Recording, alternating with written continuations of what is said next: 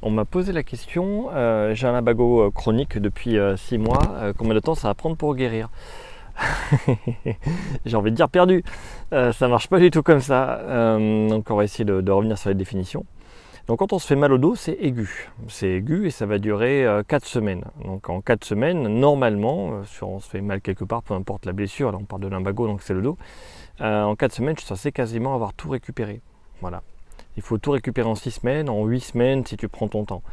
Parce qu'il faut savoir qu'à partir de 4 semaines, si la réponse inflammatoire continue, donc si tu continues à être blessé, que ça te fait très mal, tu vas subir des séquelles, des lésions, ça va faire de la fibrose, ça va coller ton dos.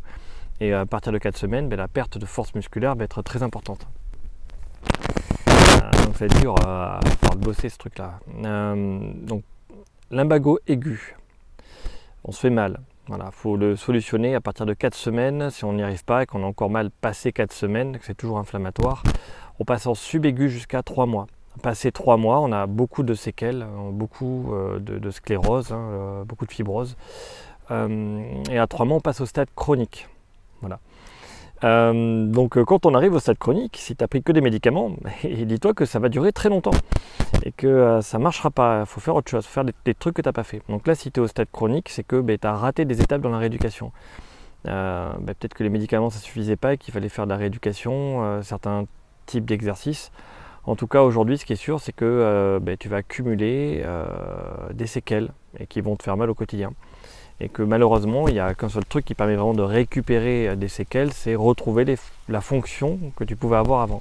Ça veut dire quoi? Ça veut dire un dos souple et musclé. Voilà. Mais d'abord la souplesse.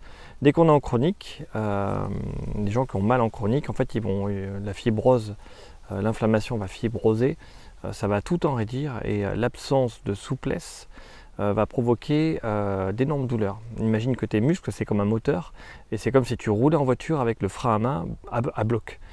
Et bien tu peux pas, tu vas casser quelque chose, le frein, le moteur, les disques, enfin tu vas casser un truc. Mais c'est exactement ce qui se passe. Quand tu te blesses au dos, passé 4 semaines, tu commences à serrer le frein à main, à 3 mois, ton frein à main il est bien serré, et après ça fait qu'empirer, et voilà. Mais les gens ils ont mal à leur dos toute leur vie, parce qu'ils sont raides et pas musclés. Le fait d'être juste musclé permet de passer outre, on va dire, certains types de gênes et de douleurs, permet de retrouver une vie quotidienne normale, mais sans la souplesse, dès qu'ils arrêtent d'être musclés, dès qu'ils vieillissent un petit peu, ils ont remal beaucoup. Ou dès qu'ils arrêtent de s'entretenir musculairement, ils ont remal beaucoup. Donc il faut vraiment commencer par la souplesse. Si tu assouplis ton dos, alors j'ai fait une playlist, tu as des étirements en rotation du dos notamment, tu peux tirer tes fessiers, tu as l'exercice du cobra, tu as l'exercice en hyperflexion. Et tous ces exercices-là vont redonner de la souplesse à ton dos. Et après, derrière, tu vas demander à tes muscles de travailler de manière dynamique pour maintenir. Maintenir et être capable d'utiliser la souplesse que tu as gagnée. Voilà. Et je sais pas quoi dire. Quand on est chronique, normalement, c'est foutu. Voilà. Normalement, c'est foutu. Mais c'est foutu que si tu fais rien.